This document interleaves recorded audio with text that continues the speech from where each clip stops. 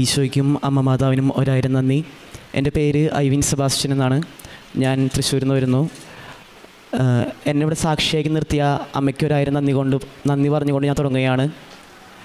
ഞാൻ 2023 മുതൽ ജർമ്മൻ ഭാഷ പഠിച്ചു തുടങ്ങിയതാണ്. അങ്ങനെ ഒരു വർഷത്തെ പഠന ശേഷം ഞാൻ എക്സാം എഴുതാൻ തുടങ്ങി. എല്ലാവരെ പോലെയും ഭാഷ എനിക്ക് ഭയങ്കര പാടായിരുന്നു. അങ്ങനെ എക്സാം ഞാൻ എഴുതി. നല്ലോണം പഠിച്ചിട്ടൊക്കെയാണ് എക്സാം എഴുതിയത്. ആദ്യം 2 മൊഡ്യൂളാണ് എഴുതിയത്. സ്പീക്കിങ്ങും അതുപോലെ തന്നെ റൈറ്റിങ്ങുമാണ് ചെയ്തത്. അപ്പോൾ എക്സാമിൻ്റെ സമയത്ത് എനിക്ക് ഭയങ്കര എളുപ്പമായിരുന്നു. എക്സാം ഭയങ്കര ഇതെന്തായാലും പാസ്സാകും എന്ന ഉറപ്പിലാണ് ഞാൻ എഴുതിയതും ഇറങ്ങിയതൊക്കെ. അങ്ങനെ അത് കഴിഞ്ഞപ്പോൾ ഞാൻ റിസൾട്ടിന് വേണ്ടി വെയിറ്റ് ചെയ്തു. റിസൾട്ട് വന്നു. അപ്പോൾ ഞാനൊരു മാർക്കൊക്കെ പ്രതീക്ഷിച്ചിരുന്നു, നല്ലോണം പാസ്സാവുമെന്നൊക്കെ പ്രതീക്ഷിച്ചു. പക്ഷേ റിസൾട്ട് വന്നു കഴിഞ്ഞപ്പോൾ വിചാരിച്ചതുപോലെ മാർക്കും കിട്ടിയില്ല, ഞാൻ തോൽക്കുകയും ചെയ്തു. അപ്പോൾ ആകെ വിഷമത്തിലായി. കാരണം ഞാൻ അത്ര നല്ല മാർക്ക് പ്രതീക്ഷിച്ചതാണ്, അത്ര നല്ലോണം എഴുതിയതാണ്. അങ്ങനെ ഇരിക്കുന്ന സമയത്ത് എൻ്റെ അമ്മച്ചി പറഞ്ഞു, നീ ഒരു കാര്യം ചെയ്യ്, നീ വിഷമിച്ചിരിക്കണ്ട, നീ കൃപാസനത്തിൽ ചെല്ലാ, ഉടുമ്പടി എടുക്കുക എന്നൊക്കെ പറഞ്ഞു. അപ്പോൾ ഞാൻ അമ്മച്ചിയുടെ വാക്ക് കേട്ടുകൊണ്ട് ഞാൻ 2024 ഓഗസ്റ്റ് 18 തീയതി ഞാനിവിടെ വന്നു, ഉടുമ്പടി എടുത്തു കഴിഞ്ഞ് പ്രാർത്ഥിച്ചു തുടങ്ങി. അങ്ങനെ പ്രാർത്ഥനയിലേക്ക് വന്നു. 2 ആഴ്ച കൂടുമ്പോൾ തൊട്ട് കുമ്പസാരം തുടങ്ങി, ഡെയിലി കുർബാന കാണാൻ തുടങ്ങി, ഡെയിലി കുടുംബ പ്രാർത്ഥന തുടങ്ങി. അങ്ങനെ ഞാൻ എക്സാമിന് ഡേറ്റ് എടുത്തു, എക്സാം എഴുതി. ഞാൻ 3 മൊഡ്യൂൾ ഞാൻ പാസ്സായി. അപ്പോഴും ഒരു മൊഡ്യൂൾ ഞാൻ തോറ്റു. അപ്പോൾ ഞാൻ വിചാരിച്ചു വേറെ ഒന്നുമല്ല, ആ മൊഡ്യൂൾ തോറ്റത് എന്നെ അമ്മയുടെ അടുത്തേക്ക് കൂടുതൽ അടുപ്പിക്കാൻ വേണ്ടി ആയിരിക്കുള്ളൂ എന്നാണ് വിചാരിച്ചത്. അങ്ങനെ വിശ്വസിച്ചു. അങ്ങനെ വീണ്ടും എക്സാം എഴുതാൻ വേണ്ടി ഞാൻ ഡേറ്റിൽ അന്വേഷിച്ചുകൊണ്ടിരുന്നു. പക്ഷേ ഡേറ്റിൽ കിട്ടുന്നുണ്ടായിരുന്നില്ല.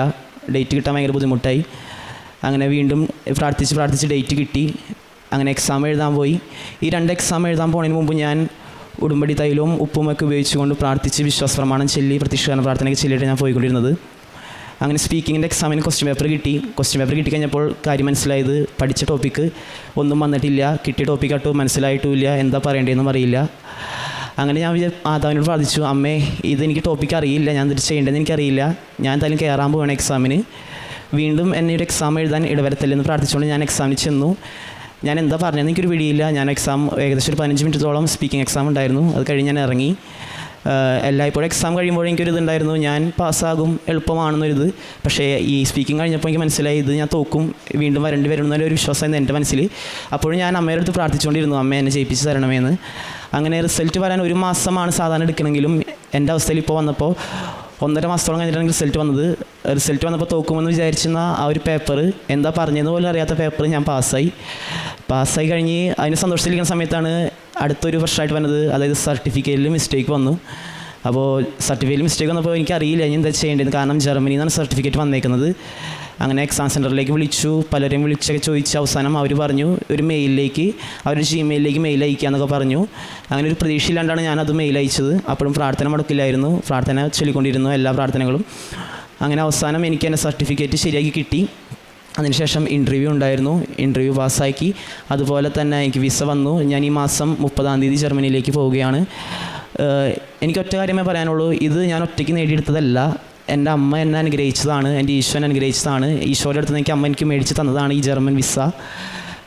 നമ്മൾ ഒറ്റയ്ക്ക് എന്തായാലും ഇത് പാസ്സാകാൻ പറ്റുമെന്ന് എനിക്ക് ആദ്യം ഉണ്ടായിരുന്നു. പക്ഷേ പിന്നീട് ആ എക്സാം തോറ്റു കഴിഞ്ഞപ്പോൾ എനിക്ക് മനസ്സിലായി ഇത് ഞാൻ ഒറ്റയ്ക്ക് നടക്കില്ല. അവസാനം എനിക്ക് അമ്മയും എൻ്റെ അപ്പച്ചനും, അതായത് ഈശോ എനിക്ക് മേടിച്ചു തന്നതാണ് ഈ വിസ. ഉടുമ്പടി സമയത്ത് ഞാൻ എൻ്റെ വീടിൻ്റെ അടുത്തുള്ളൊരു വൃദ്ധരായ അപ്പച്ചന്മാർ താമസിക്കുന്നൊരു ഓൾഡ് ഏജ് ഹോം ഉണ്ടായിരുന്നു. അവിടെ പോയി അവരെ കുളിപ്പിക്കാനൊക്കെ സഹായിക്കുമായിരുന്നു, കൃപാസന പത്രം എല്ലായിടത്തും കൊടുക്കുമായിരുന്നു.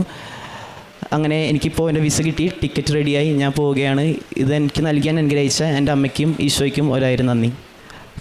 ഉടുമ്പടിക്ക് ശേഷം ഞാൻ ദിവസേന കുർബാനയ്ക്ക് പോയി തുടങ്ങി. പിന്നെ 2 ആഴ്ച കൂടുമ്പോൾ കുമ്പസാരിച്ചു. ആഴ്ചയിൽ ഒരു ദിവസം ഉടുമ്പടി ധ്യാനം കൂടിയിരുന്നു. അതുപോലെ തന്നെ ഉപവാസം എടുത്തിരുന്നു. ഇനിയും ജർമ്മനിയിൽ ചെന്നാലും ഈ ഒരു ജീവിതത്തിലേക്ക് തുടരാൻ എന്നെ ദൈവം അനുഗ്രഹിക്കുമെന്ന് ഞാൻ വിശ്വസിക്കുന്നു. ഈ വഴിയിലൂടെ ഇതിനു മുൻപ് നിങ്ങൾ പോയിട്ടില്ലാത്തതിനാൽ പോകുന്ന വഴി ഞാൻ കാണിച്ചു തരും. ജോഷുവയുടെ പുസ്തകത്തിൽ നിന്ന് 3-ാം അധ്യായം 4-ാം വചനമാണ്. നമ്മളൊരിക്കലും നേരത്തെ കണ്ടു പരിചയമില്ലാത്ത പുതിയ സാഹചര്യങ്ങളിലൂടെയാണ് നാം കടന്നു പോകുന്നത്.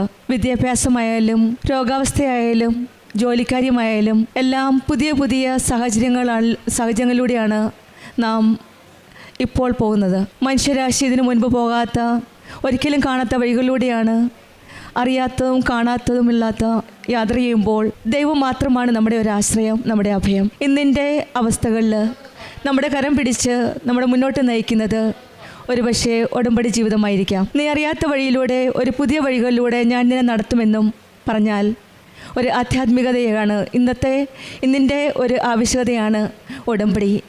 അറിയാത്ത വഴിയിലൂടെ പോകുവാനുള്ള, യാത്ര ചെയ്യുവാനുള്ള ആത്മീയ ധൈര്യം നൽകുന്ന ഒരു ആത്മീയ പദ്ധതിയാണ് ഉടമ്പടി. ഉടമ്പടിയിൽ ദൈവത്തെ മുൻപാക്കി നടന്നു പോകുവാനുള്ള ഒരു ആത്മീയ തീരുമാനമാണ്.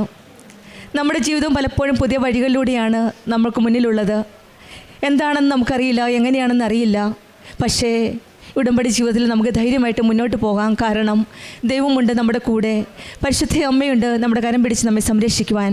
ഉടമ്പടിയിൽ ദൈവത്തെ മുൻപാക്കി നടക്കുവാനുള്ള ഒരു ആത്മീയ തീരുമാനത്തിലൂടെ മുന്നോട്ട് പോകുന്ന ഒരു വലിയ ദൈവിക അനുഭവമാണ് ഐവിൻ സെബാസ്റ്റ്യൻ എന്ന മകൻ നമ്മളോട് സാക്ഷ്യപ്പെടുത്തിയത്. ആദ്യം ജർമ്മൻ എക്സാം പഠിക്കാൻ പോയപ്പോഴും, പരീക്ഷ എഴുതാൻ പോയപ്പോഴും നല്ലൊരു കോൺഫിഡൻസ് ഉണ്ടായിരുന്നു. എനിക്ക് അതിനുള്ള മെറിറ്റ് ഉണ്ട്, I can pass it, I can get good result എന്നുള്ള ഒരു വിചാരമുണ്ടായിരുന്നു.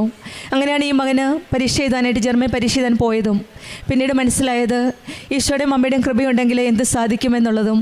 പിന്നീട് വന്ന് ഉടമ്പടി എടുക്കുകയും ഉടമ്പടി വസ്തുക്കളായ, നേർച്ച വസ്തുക്കളായ ഉടമ്പടി തൈലവും ഉടമ്പടി ഉപ്പും, നേർച്ച വസ്തുക്കളായ ഉപ്പും ഉപയോഗിച്ച് ഇൻ്റർവ്യൂവിന് പോയപ്പോഴും പരീക്ഷയ്ക്ക് പോയപ്പോഴൊക്കെ ഉപയോഗിച്ചതിൻ്റെ ഫലമായിട്ട് തന്നെയാണ് ഈശോയുടെയും അമ്മയുടെയും സാന്നിധ്യം മനസ്സിലാക്കാൻ സാധിക്കുകയും അമ്മയുടെയും കൃപ ഈ മകന് ലഭിക്കുകയും ചെയ്തത്.